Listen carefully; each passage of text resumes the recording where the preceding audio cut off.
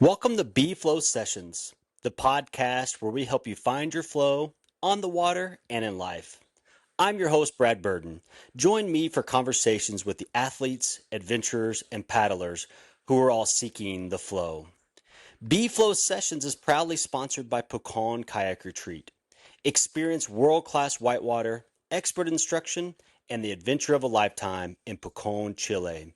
Save 10% on your trip with the promo code BFLOW10. We are also proudly sponsored by Dagger Kayaks. Team-tested, paddler-proven designs for every river and every paddler. And thanks to our partners, Sawyer Paddles, Stohlquist, and Level 6 for keeping us in the flow.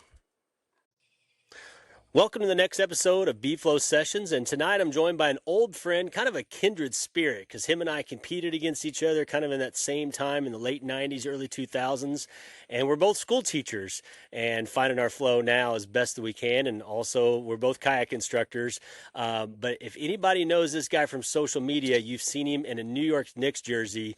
And if you're watching this video, he's got an extra smile on his face as his New York Knicks are now NBA champions for the first time in both of our lifetimes. So really cool to welcome Bobby Miller to B-Flow Sessions. Bobby, welcome.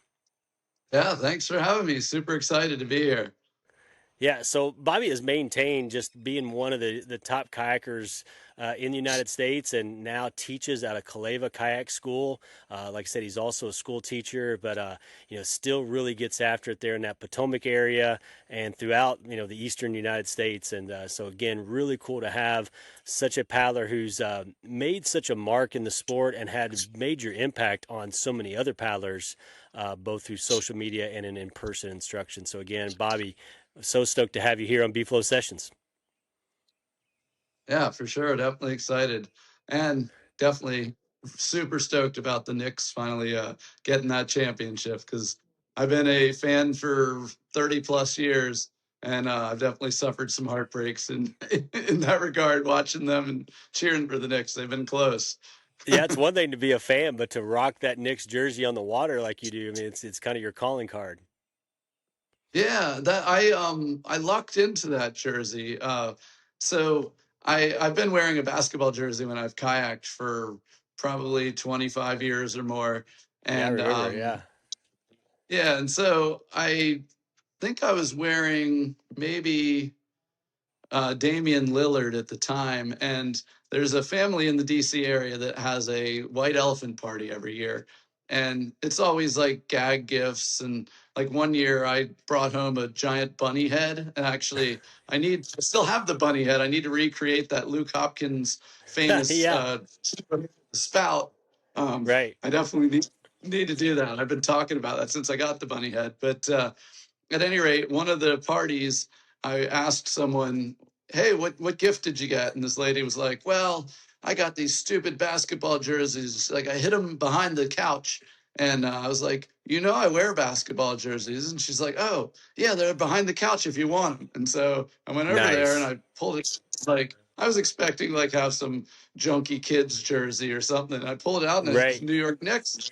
And then I pulled it up a little further. I saw there was Allen Houston. I was like, "Oh, sweet." And then I'm like, "There's a second jersey in here." And I pulled that up and it was a Knicks jersey as well. And I was like, "Please be Latrell Sprewell." Like that would have been just awesome since they were teammates. And Yeah. it ended up being a second Allen Houston jersey. So now that my Allen Houston jersey is starting to get ripped up, I'm going to switch to the second one pretty soon. But, Nice. definitely cool. That Yeah. was a If anybody sweet sees score Bobby right on social media, you can't miss him in his New York Knicks jersey. So again, congratulations to the Knicks and to all the fans out there. But Bobby, tell us, how'd you find your flow? How'd you get started in kayaking? So my dad got me interested in the sport through uh, tandem canoeing, and he was Okay. never really interested in kayaking, but he had a canoe, and he would take my sister and I out in the canoe. And my sister never really stuck with the sport, but it really appealed to me, like right from the get go. I really wanted to be on the water. There was just something about it that really excited me. But my uncle Skip was a kayaker, and he really he really got me interested in becoming a kayaker. I enjoyed those days canoeing with my dad, but pretty much the entire time I was like just biding my time until I could get my own kayak. And actually, one of my mentors, a guy named Ron Shanholtz, he gave me a Perception Mirage when I was, I think, about 12 years old. It had a crack in the bottom. He patched the crack, and he gave me this boat, and that was what got me started in kayaking.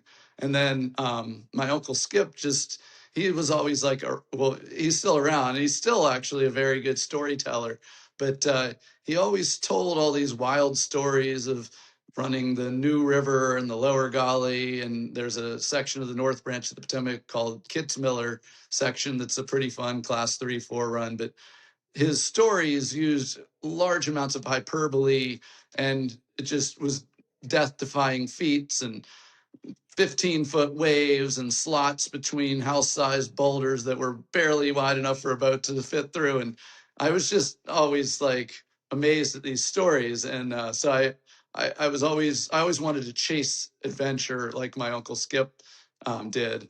And to this day, even though my Uncle Skip is retired from kayaking, I still feel like I'm chasing, those same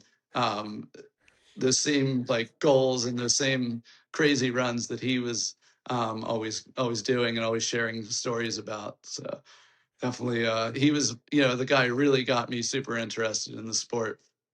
That's And really cool. So I so in the DC Potomac area then? Yes, yes. So I learned to paddle with a group called the Mason-Dixon Canoe Cruisers. It's a Hagerstown, Maryland based club. So about an hour west of DC is where Okay. Hagerstown is.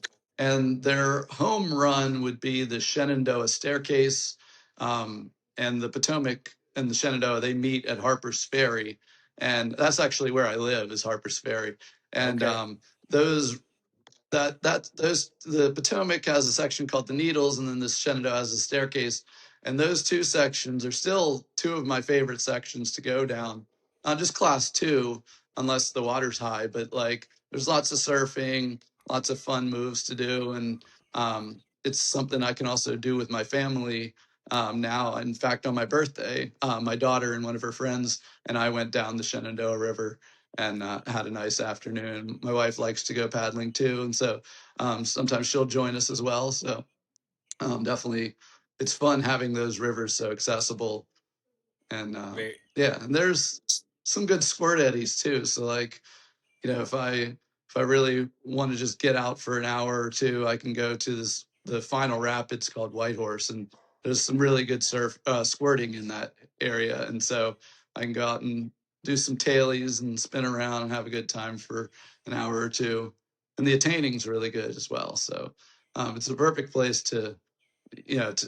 for me to paddle and to live. So well, kind of um, take us through your history now of like competitive kayaking and then emerging in the sport of being one of the leaders in the sport. Kind of maybe over the last 25 years. I know, like right around that late 90s, 2000s. I mentioned that you and I were competitors and out there trying to make it the dream of being a pro kayaker and all those things, and you certainly achieved that and more. So kind of take us encapsulate in the last 20, 25 years of your kayaking career for us. Sure, sure. So I really got interested in creek boating from these two friends of mine, Mike Snyder and Kurt Stover. They kind of mentored me and taught me how to boof. And then once they had kind of gotten me to the upper yacht level, then like I just took off from there. And then I had another friend named JD Pearl who was never really like a hardcore boater, but he was a guy who was very fluid with his playboating. And Mm. he got a hold of this video. You've probably seen it. I think it was called Take the Wild Ride. And Yeah, like in the yeah, video, like Brent Atkinson's in there. He has like a big mohawk, and they're yep. interviewing him, and like Scott Shipley and I think Bob McDonough, just to name a few paddlers who were in that video. And that was kind of the beginnings of like vertical moves. And we would study this video and we're like, we got to figure out how to do this. And so I think I was in a Sleek and JD was in a Hurricane. And so we would every now and then go into like these play holes on the Potomac, and we would just stick our ends in, and every now and then something crazy would happen, and we'd be like, I think we just did something that we saw in the video, so, and then of course the boats got better and better as the years went on too. And so Right. I remember the Storm and the X came out, like the Piranha, old Piranha Storm, not the new one, and Right. the Wave Sport X. In our area, Eric Jackson lived in the DC area for a very long time. So he had a Sure. very big following there. And so when the X came out, it was an extremely popular design in the DC area. And I, at that point, had gotten my first sponsorship from Stark Moon Kayaks and Piranha. And so that was how I was in the Storm, over the X. And so that I went to the New River Rodeo. They used to have a New River Rodeo down in Blacksburg area. Yep. And I went down there and competed, and that kind of got me started in that. And I wasn't very good back then. I could link ends if I had a pretty sticky hole, but as the years rolled on and I kept practicing, eventually I was getting to the point where I was every now and then winning a rodeo. And I always kind of viewed the days of the pro zone as like when I was at my peak of play boating. I feel like I've always been a slice boater. I've loved that style of paddling. And when I was in the pro zone, I was able to get to the pro class, and I was able to compete and hold my own against some of the top guys. I remember one year they used to do a rodeo on the Potomac, down near DC, and they did the preliminaries on Friday, and then the finals were Sunday. And I crushed it in the preliminaries and went into Sunday in second place. EJ was the only person in front of me, and I kind of I didn't do real great on Sunday, so I ended up not scoring high enough. Like, they used to have that pro. You had to score at a certain point to like continue to be pro the next year, and I think I was like one or two spots off from earning that pro distinction for the next year. So I had to then go back to the expert class and earn my way back in from there. But those were some really fun days on the rodeo circuit. I know it seems like um, so long ago. Like I feel like there aren't that many competitions, at least on the East Coast. It doesn't seem like the rodeo competition is like as easy to find as Well, it I was think it's back having a then. resurgence now, though. They did the East Coast tour this year. That's called the Paddle South Tour, and they had 5 events, and I did 4 of them. It was a lot of fun, and they're adding 2 more next year, and it was a ton of fun. They had a master's class for us old guys, so something to consider for next spring. Okay, yeah, I'll look into that for sure. Yeah, it's Definitely. a more deep south, so it'd be a little bit of a trek from the DC area. So you have to save up some of your PTO from your from school there for or maybe over a spring break. Yeah, yeah. They have a rodeo on the Upper Yak River every year. In fact, it's this Okay. coming Saturday. Last year, I entered the Upper Yak Rodeo, and that was like my first true competition, like cartwheel based, that I'd done in probably 20 years. But I think I ended up fourth in that. And we have another informal, like small event on the Potomac. There's a small hole called Maryland Shoot, and they have Mm-hmm. a series called the Maryland Shootout. And Seth and Annie Chappelle, they're like organizers of that. And Brian Kirk comes out for that a lot. And last year I went out for one of them, and Seth brought his triple XC1, which he's way too heavy for. And I actually ended up, in my Nova, I can link quite a few ends, in the right hole. And I was really linking a bunch of ends, and Seth, being in the triple X, kind of subbed out and couldn't stay in the hole. So I beat Seth that day. I was pretty stand won the expert or pro class in that event. So I was pretty excited. I was like, you know what? You never disrespect the W. I realized Seth No. probably would have beaten me in a rock star, but you know, he brought the triple X and I got the W. So There you go. Yeah, anytime you can beat Seth and Brian Kirk, that's a good day. yeah, well, Brian wasn't there that day, so I can't claim the Oh, win okay. over him. That's okay. That's his fault for not showing up then. Yeah, Yeah. for sure. That's like this spring in the I did the Masters division and ended up second in the point series, but that's because Clay didn't go to enough events. You had to go to 4 events to qualify for the point series, and he only went to 3, and I went to 4. So I ended up second behind EJ. I'm like, sorry, Clay. Guess you should have came to more events. Nice. That's awesome. It's always good to go against him for sure. Yeah. But yeah, so I kind of took a break from rodeo and I switched. I was sponsored by Piranha for several years, and then I switched to Fluid Kayaks. I don't know if you remember them, but they were a I do. South Yeah. African, Mm-hmm. and I paddled for them for about 10 years. And they had some really good creek boats. Their play boats were okay, kind of hard on the ankles, and so I didn't play boat as much, but I would definitely go out in the creek boat. I really liked they had a boat called the Solo that I really liked, and then later the Bazooka. But once they kind of went under as a company, I kind of, so to speak, became a free agent, Mm-hmm. and I was able to latch on with Dagger, and so that ended up being a really awesome just move on my part, and I was just really stoked to be part of the Dagger family. Became really good friends with Snowy. Got to help him give feedback on many of the designs from the Phantom up until the Indra. So definitely was really excited. And during that time period too, I became an instructor at Kaleva Kayak School, or Kaleva's River School, and I've been doing that for the last decade or so.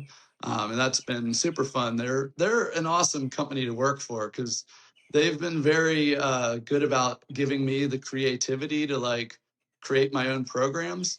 Oh, So cool. like I came up with a Green Narrows training where we trained people and took them down to the Green Narrows prior to the to the flood destroying it. But we did that for Sure. like 7 years in a row, and took several groups down that run. I created a program called Surf Academy, which actually next week is my next Surf Academy, and so that's basically just play boating.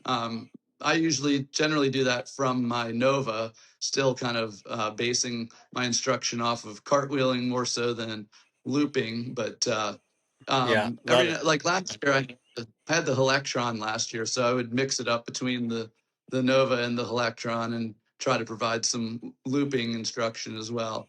I may try to grab the Rockstar demo from the Kaleva trailer and yes, mix it up and use that some too for this. But that's been really fun. New this year. At the end of last year, I fell in love with the Scucks, and Mm. I just best fall in that boat. Stern just like I was able to move the seat back, and its stern squirted so easily. And so coming into this year, I was like, I need to do a specific class for half slice, and Mm. so that starts mid-July is my half slice class, the first ever Kaleva half slice class. So that'll Love be it. pretty fun. Um, and then we have another class called Northeast NAR, where up in New York, upstate New York, they have Labor Day weekend. There's the release on the Beaver River. I don't know if you've ever gone up there for that, but I've not, but I've heard about it. Yeah. yeah, and they have the King of New York races, and it's a super fun time. So I'm doing a program that's kind of gets people ready to paddle up there, and then we'll go up on Labor Day weekend and paddle around and do the Raquette and the Beaver River and the Moose River. So Very that cool. should be awesome fun. So yeah, Yeah. lots of cool stuff going on with Kaleva, and that's been really good for me. Like, and my daughter's now she's 14, so just balancing family and paddling. it's been nice to have like Kaleva as like a way that I could have like a set schedule where I'm doing something, getting on the river, also still sharing my love for paddling with other people. And that's just been really good. My wife's been super supportive of me the whole time. We've been married 15 years, and Nice. she's the best. That's awesome. Very supportive of me, and yeah, definitely. When we're able to get out on the water together too, that's always a good time as well. Very cool. Well, let's pull up a chair around the campfire now and let's hear some epic tales. I want to hear about a perfect flow. Think back to a time when everything just clicked on the river. It was like you just look back, you're like, man, that was the most epic, perfect day on the river. Could have been the crew, the water, a move you did, a rapid you ran. Could be anything. What do you got? Well, I my top day is I'm true to West Virginia. That West Virginia is where I learned to paddle, and so West Virginia creeking that's my number one. I've gone paddling in many other states. I haven't visited as many countries as I would like, but I've definitely paddled in a lot of the states that in the United States that I would like to, paddle in, and seen some really cool runs. But the mountains of West Virginia are definitely they have a special place in my heart. And so my top day would be when we ran Moore Run. So Moore Run flows out of Otter Creek Wilderness out in so the Blackwater River is like a really well-known river in West Virginia, and surrounding the Blackwater River are several other really good creeks, and Otter Creek is one of those runs. It's a class 4 or 5 run that's really good in its own right, but there's a tributary called Moore Run, and a long time ago, my buddy Denver McClure, I assume you've probably met before. Yep. He at some point he told me about Moore Run. He's like, I think you should go check this creek out. So back then, if someone recommended a creek, first thing I would do is next available day, I would go in and I would hike the stream bed. And so I went in and hiked the stream bed and was very impressed with what I saw. And so I went in there. It didn't take me too long to get in there with water, but we had 2 separate attempts that it didn't go well. We ran out of daylight.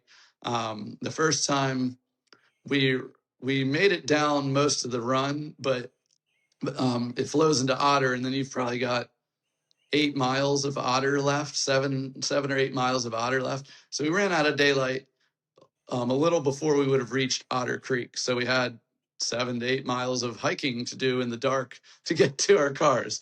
And so that wasn't great. And the people in the group who had skipped Moore Run and were just planning to run Otter, of course, as you can imagine, they were not super happy that they didn't get to paddle at all. So Oh no. that was a little bit of we kind of had a misfortune where the Moore Run flows through a marsh, and we there's a trail that kind of walks to the where you would put in on Moore Run, and you walk across the marsh, like you cross the creek right at the start of the marsh, and then the trail goes off into the woods and then circles back to the creek. And we were like, well, why don't we just paddle across the marsh and you know then we'll be right where the trail circles back. Well, that wasn't the case. We paddled across the marsh and then it went underground. And we're walking across these large boulder piles, and it just took hours of time. And realistically, we should have just skipped running Moore Run altogether and just hiked all the way to Otter and paddled down Otter. But my buddy Joe was with me, and he was like, dude, we gotta try to do Moore Run still. And so he and I did it. The rest of the group hiked to where the trail crossed Moore Run at the confluence with Otter and waited for us. And of course, Joe and I showed up at dark, and then everybody had to hike out. So I know it was a small consolation, but I bought everybody dinner that night and probably for a little while after that.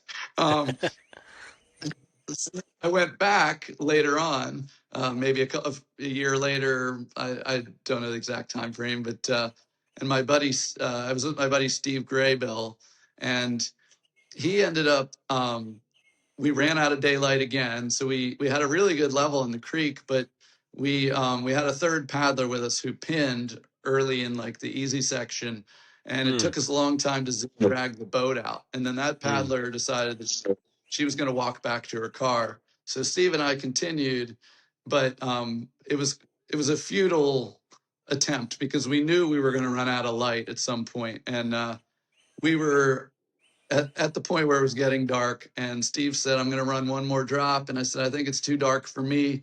I was like, I'll meet you at the bottom. And he ran that one drop in the dark, and it didn't go well. He ended up flipping, smashing his face, breaking his nose, losing his boat and his paddle. And I'm in the woods, of course, kind of just walking along, and we became separated. And we didn't find each other for a long time. He spent the night in the woods, and Oh my so gosh. it was quite the. I know, you're asking about the perfect flow, and I'm giving Yeah, this. I think you got the questions mixed up. Yeah, the flood question comes So, next with the epic crash story. yeah. So in 2011, the spring of 2011 was a really good spring in West Virginia.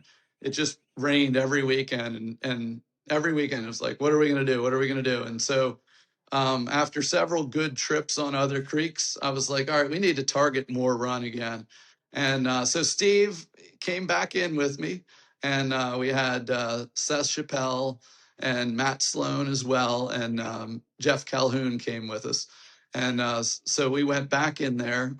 My wife, Melissa, was not, I don't think we were married at the time, but she dropped us off at the put in. It was supposed to be a 60-degree day and rainy, but she dropped us off at the put in, and it was snowing. And by the time we got to the put in, there was probably 3 inches of snow on the ground. Oh And my gosh. we took off through the woods, and she went to the takeout to wait for us, which ended up being a really long wait. But we completed the creek. And so now we're reaching my perfect flow. Going back in there after 2 failed missions. And I think it was extra sweet that Steve Graybill was with me on the time that we finally completed it after he'd had such a rough time the time before. Sure. And we got a much earlier start and didn't have any issues early on. I was able to run pretty much every rapid on the creek. It's like very steep, very bouldery, and there's one rapid called Duracell on there that's just like an amazing rapid. It just keeps dropping and dropping. I kind of on Real Man's Creek in southern West Virginia, there's a rapid called Energizer that really drops a ton. And so I kind of based the Duracell idea off of the similarities of the 2 rapids. But Duracell, you come off a 10-footer in this tight crack, and then you've got to like make the zigzag. Like unlike anything I've ever done before, you literally like cut right, drop over a couple drops to the right bank, make a 90-degree turn, kind of go off a few drops, heading back all the way to the left bank, make a 90-degree turn, cut all the way to the right bank, and then you kind of get deposited in the middle of the river or middle of the creek and go off like this maybe 12-foot boof ramp. And it's just one of the coolest rapids I've ever done. And Wow. the fact that we were able to like, get through there. And then like there was a certain part of the run we had never done because of daylight loss. And we were able to run every bit of it and then get to Otter Creek and paddle down to Otter Creek. And Otter Creek dumps into the dry fork of the Cheat River. And Okay. I thought our group worked really well too that day as far as going on directions and not crowding each other too badly. There were a couple blind drops where we got a little bunched up in small eddies, but we were able to overall communicate well and keep everybody out of trouble, keep everybody knowledgeable of what they were going off of. Throughout the day. And I know Otter really well. And so I was able, once we got on Otter, I was able to kind of give directions on where we needed to be on given rapids and keep that moving along. And we arrived at the dry fork just as daylight was starting to go away. And we paddled across the dry fork, walked up to the trail where Melissa was waiting, I'm sure very worried at that point because of the darkness having started. But those that when you're doing wintertime runs, which is generally the best time to paddle in West Virginia, Right. water level wise, you also have to deal with the lack of daylight. So it Yeah. I'm still buying Melissa dinner from 15 years later. Yeah, and you'll continue to for many more years, I'm sure. Yeah. But Well, that kind of, like I if said, that kind of encapsulated both perfect flow and flood. But do you have another kind of epic story that maybe wasn't so great at the time, but ended up being one that you could laugh about around the campfire later? Yeah, so I thought about what story I could throw in there. And there's one, it's an old story. A long time ago, I went when Upper Cherry was first starting to be run. Um, a group of us flew out to California with the goal of running Upper Cherry. And Okay. you need to know about me is that I'm kind of cheap. And as I've gotten older, I've gotten less cheap. But back then, I was definitely very cheap. So I I thought that you could buy a hiking backpack for a kayak. Like I thought that was just something that kayak shops um, carried. And I Right. called, there's a DC paddling shop, and I called them up. I'm like, hey, I need to buy a hiking backpack. And they're like, we don't sell that. Nobody hikes anything around the DC area. And I called a couple other shops that were nearby, and none of them had it either. So I ended up I called, I don't know, a shop in Colorado or somewhere out west where that was a useful product for them to carry. And they were like, yeah, we have it. And it was maybe $75, but they told me it would be $75 to ship it to me in time for me to take it on my trip. I just waited too long, and I was Right. like, that's outrageous. I was willing to pay 75 for the backpack, but not for the shipping. So I went to being a teacher, I think I had a Dick's Sporting Goods gift card, and I went there and I bought a pretty crappy backpack with the gift card, but one that looked like it was sturdy. And then I rigged up my cam straps and I walked around my yard carrying my boat. And, I was like, yeah, that'll get me into Upper Cherry. Well, it got about 3 miles down the trail before everything like broke apart. And my buddies were ahead of me, and because they all had good backpacks. So the plan was, since day one is pretty much all a hike, and the plan was just to meet up at the campsite. And so I decided that I was going to hike with my paddling gear and then try to meet them at the campsite and go back with one of their backpacks and grab the boat. So I stashed Oh, the boat wow. along the trail and just shouldered my gear bag with all my camping gear and stuff, and carried my paddle, and I just walked for miles and miles. And at one point we came to a meadow, and the trail kind of like dissipated in the meadow, like at the other end of the meadow. And so I'm wandering around the meadow, like looking for the trail. And then at one point I decided that it was like really like futile for me to like wander around carrying this bag. So I sat my bag and paddled down and started walking around, and I could never find the trail. So and then eventually I like went back to look for my bag, and it took me a really long time to find that. And I was like, all right, that was a really bad move. So I went back to like a portion of the meadow where there were some trees, and I basically just laid my sleeping bag on the ground and hung my food in a tree. And I think I had my throw bag with me in my gear bag. And so I hung that all up, and then I just went to bed. And I was like, yeah, I'll sort this out in the morning. But during the night, Upper Cherry has really bad mosquitoes in certain areas. And the mosquitoes just feasted on my face. And I woke up and my eye was like completely swollen shut from the mosquitoes biting me all night. Oh, And brutal. at this point, I was also starting to get a little wigged out by just, there's signs for bears all over the place. And I actually think I went to bed that night convinced that a bear was going to eat me in my sleep. And so I woke up and I kind of ate something, and I was like, well, my buddies will probably come back for me at some point. And I hung out for what seemed like a little while, but what actually probably happened was I was up when the sun came up, which was probably pretty early, like maybe 6 a.m. And Yep. so what seemed to me like a couple hours was probably just waiting till 8 a.m. or something like that. So, I didn't give it enough time, but I was really kind of wigged out. And at one point, I was like, kind of just like wandering around, like thinking about what I should try to do next. And I came across like a rattlesnake, and Oh my it was gosh. like paddling at me. And I was like, that's it, I'm out of here. So, like, I grabbed my stuff and I like just walked back. And, which in retrospect was a horrible idea because I was not in communication with my friends at that point.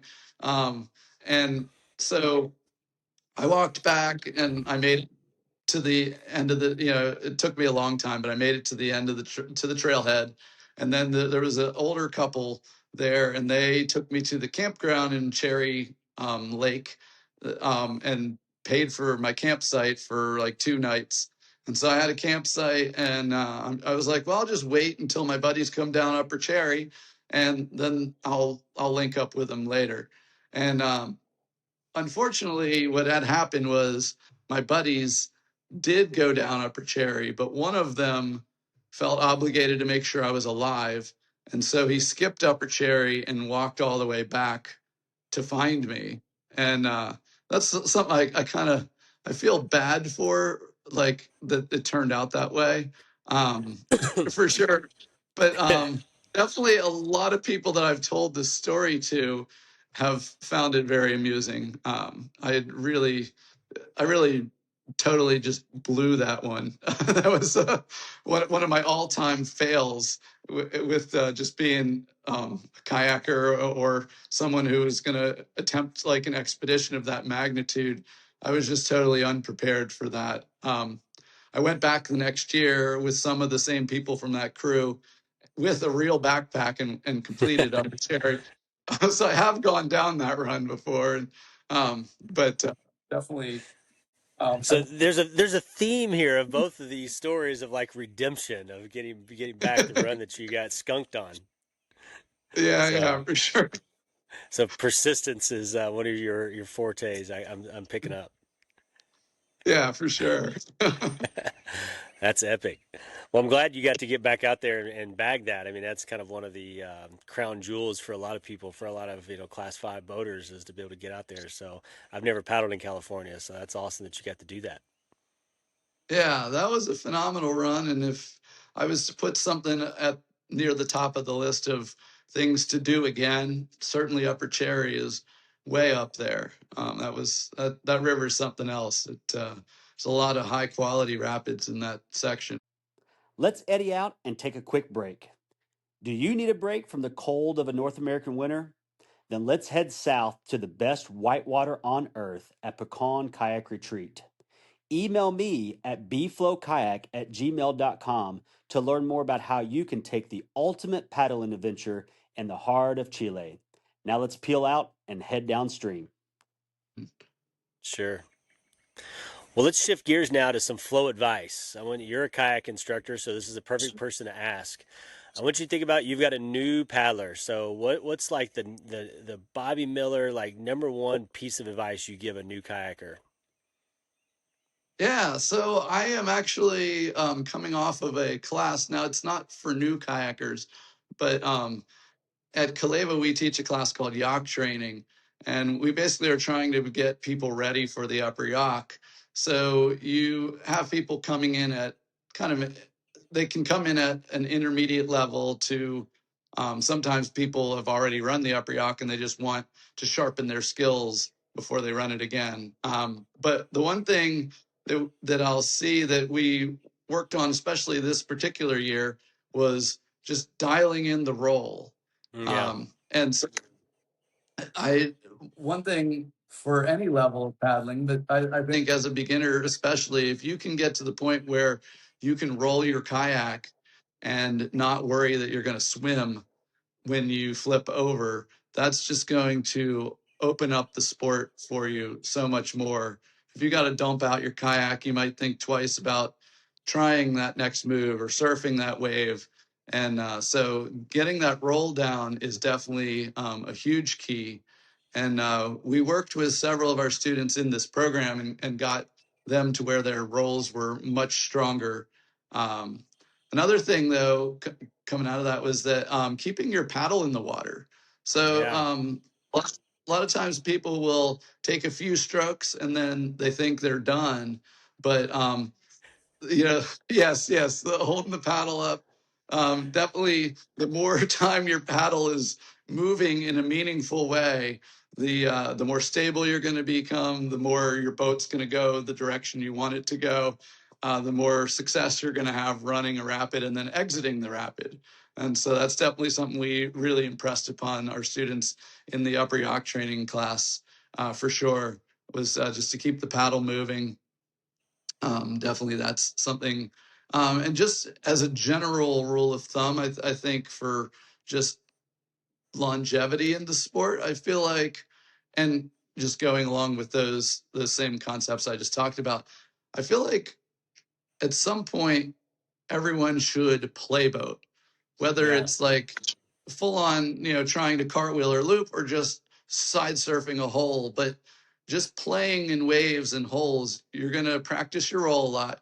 You're going to develop skills in a very safe, in a very safe way. I have a friend who I've worked with on his surfing a lot, and he's a very good paddler who has run the upper yacht, but I don't know that that's necessarily his biggest goal. And we've had conversations about how you can be an amazingly skilled paddler and surf waves and have a ton of fun and never really put yourself in a huge amount of risk if playboating is what you love to do. And so I feel like playboating really helps your paddling skills overall. And since I see a lot of people who sometimes will struggle with their role, the playboating gets you practicing your role in a combat situation a lot as well. So that, and being from the Potomac, attaining is a big thing. So attaining helps a ton with your fitness. And so the upper yacht's 9.5 miles. It's not super long, but it's not super short. Like if you want to run those kinds of runs, like having a certain level of fitness, attaining will get your muscles strong, and it works on a lot of the skills that you're practicing while preparing for those runs. Like if you think about when you cross over like an elevator move, you're really reaching forward, pulling on like a similar stroke as a boost stroke to launch your kayak up. And so, I'm a big proponent that keeping in shape through attaining is also a good way to just have longevity in the sport and help your skills. Well, speaking of longevity, now when you think about another person, an older person who used to paddle and now they're getting back into the sport, what's the best advice you would give to that age group? That's definitely a good question. So I think that having an open mind and being willing to try new things. There's been so many new developments in the within the sport of kayaking, and I feel like sometimes when people come back to the sport, they maybe have an idea of what they accomplished prior and how things were before they took a break. And so just seeing the new techniques that people are applying, also the new boat designs. I've definitely had several people come back in like kind of archaic kayaks, and the new boats with the high rocker profile, they do so much to help you. And Yeah. I think it's important to be open to the new developments that have taken place over the last decade with boat design, with paddling, paddle skills, and all of that. If you can get beyond what you used to do and really be open toward learning new things, like I think that'll help someone who's rejoining the sport after a break. I love it. Now, this next segment is the Pucon Kayak Retreat Pro Flow Hot Tip. And the Pro Flow Hot Tip that I want you to give is you balance so many things. You balance your own ambitions in kayaking, going out and running class 5 or play boating for fun. You balance a career as a teacher.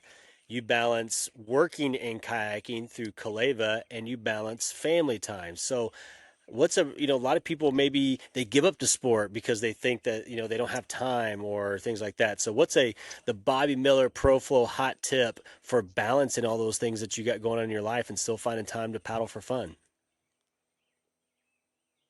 Yeah, for sure. I would say just good communication. My wife and I talk a lot, and she knows how important kayaking is to me. And so a lot of times I will plan things out based on having kind of talked to her beforehand.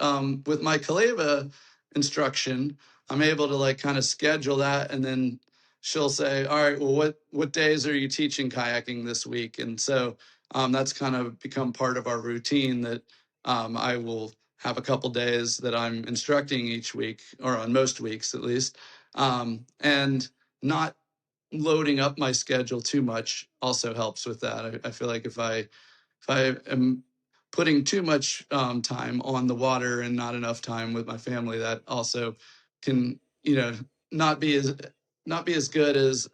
It's good to have that balance. I feel like Right.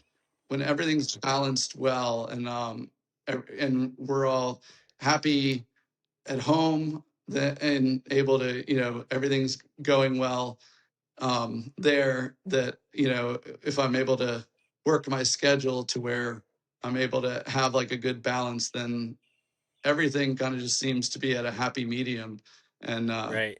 uh, it's able to work out real well. That's awesome. And it helps to take them on a non-paddling vacation too, right? Yeah, for sure. Absolutely.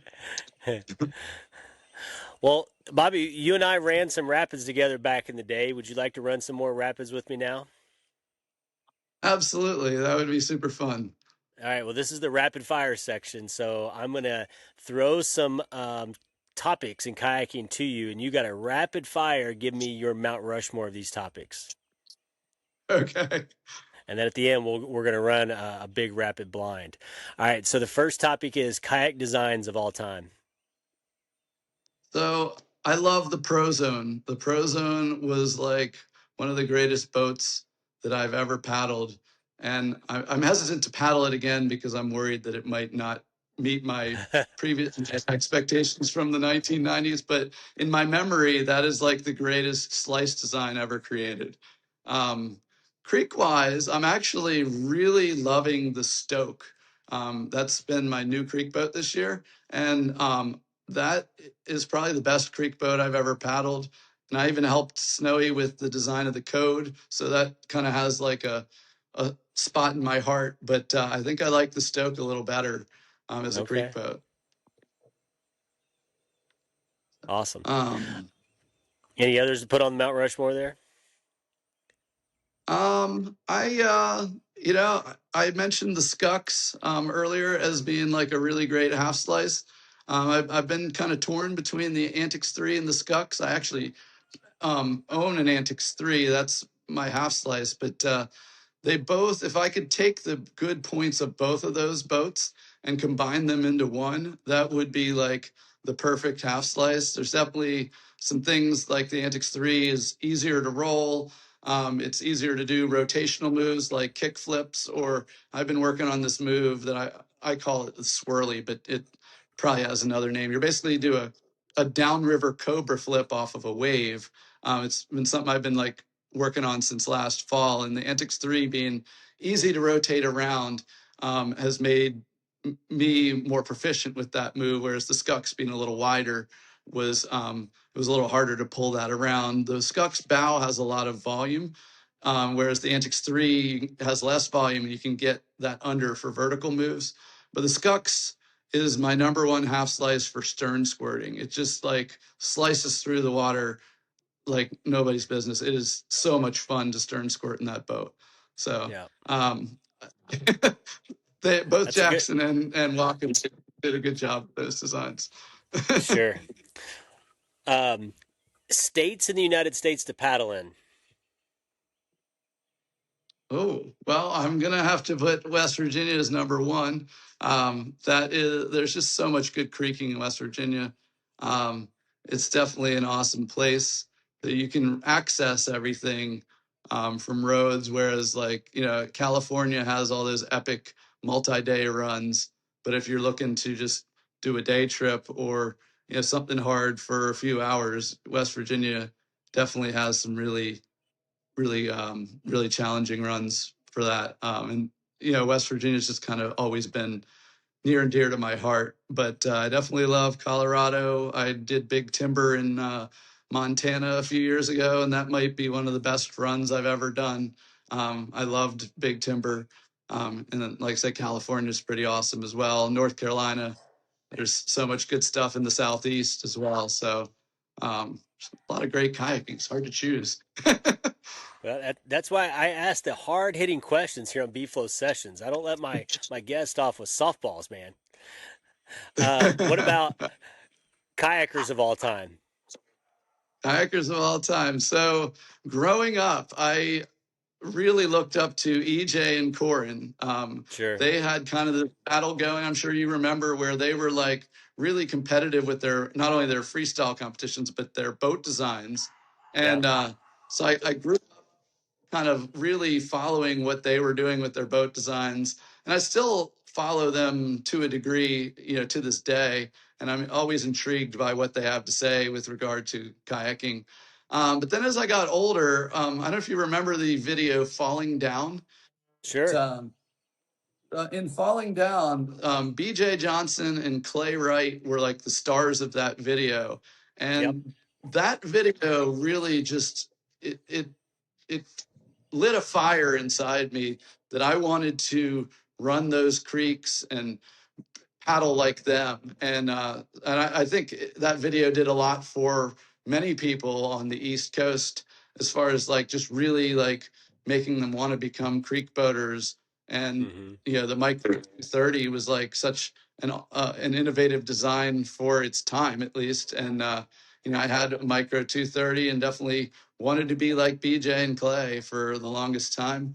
And then on a more recent note, so Evan Garcia is obviously a very, very smooth paddler.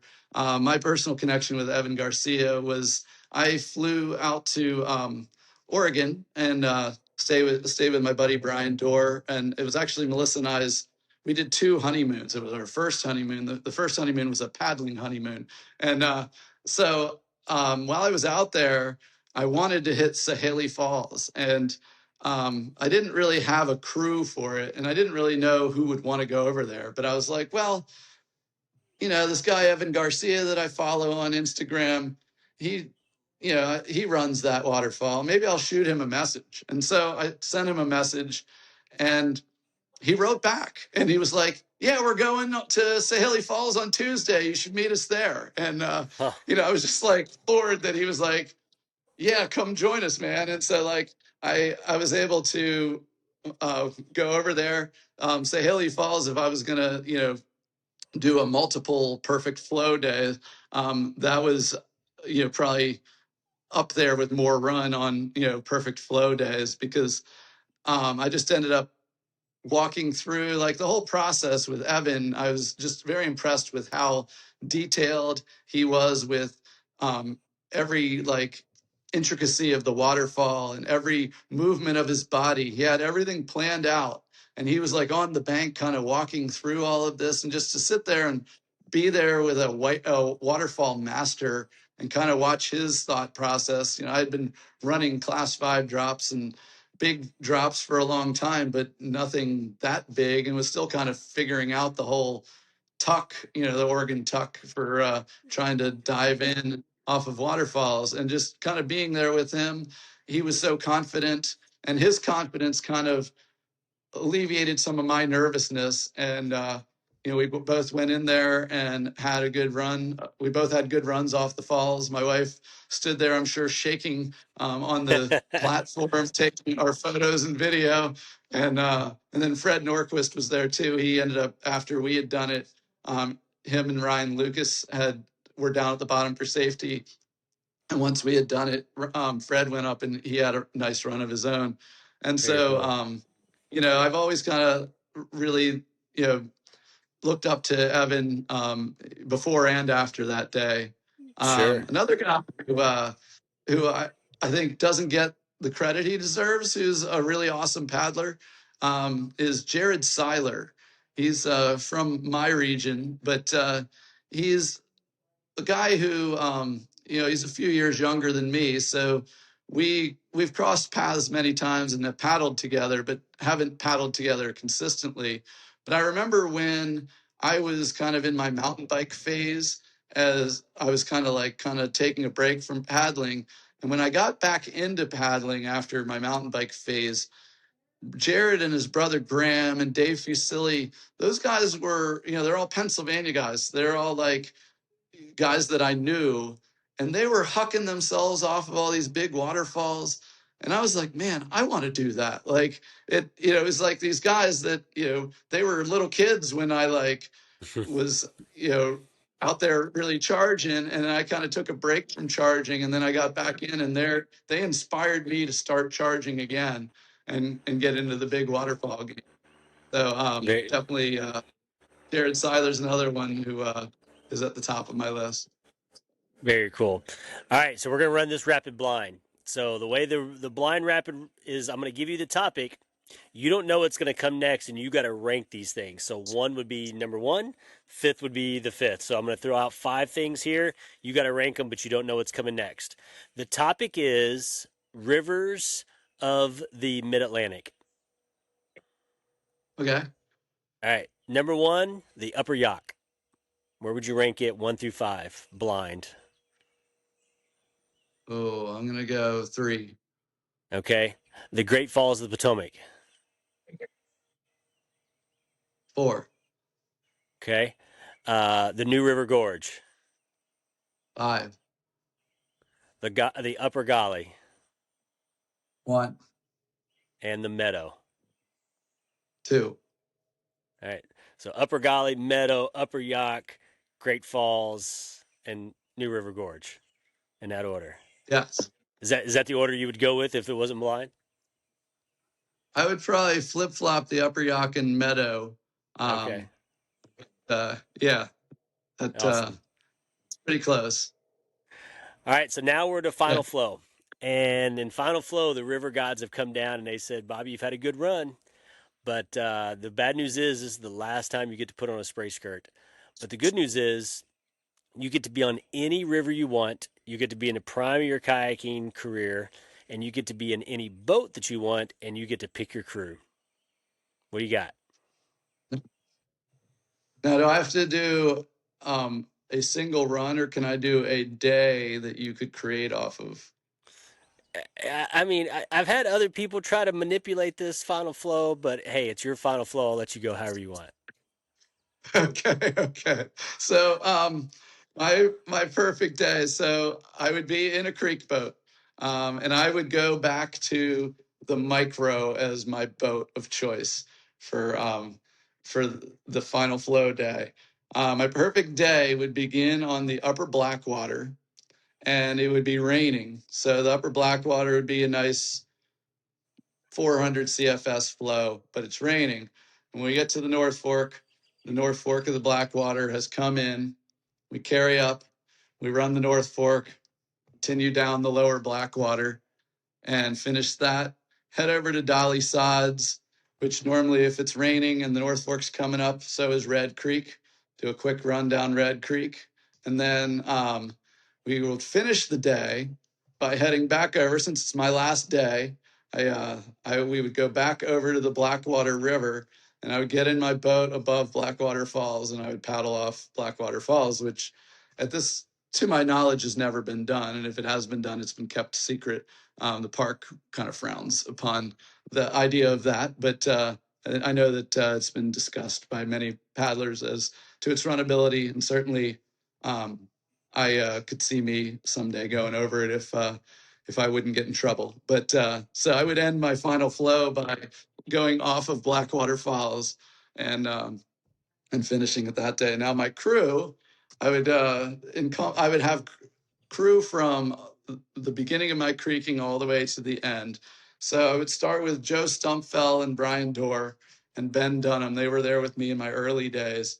And then as I got older, Ian and Sean Devine were with me a lot. And their dad, Bob, was never really a creek boater, but he's going to stand on the bank and provide comedic relief in some of these spots. Seth and Sean Chappelle, Matt Sloan, they've been some of my best buddies.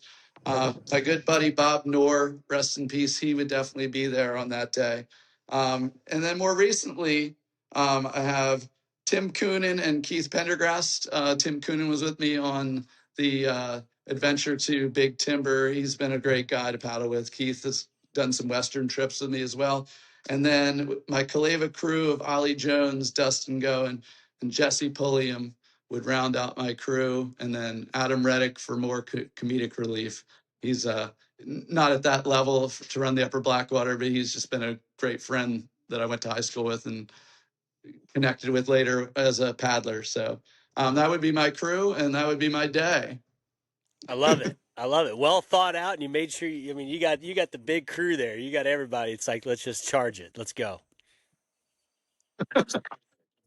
Yeah, for sure. We're going big. That's right.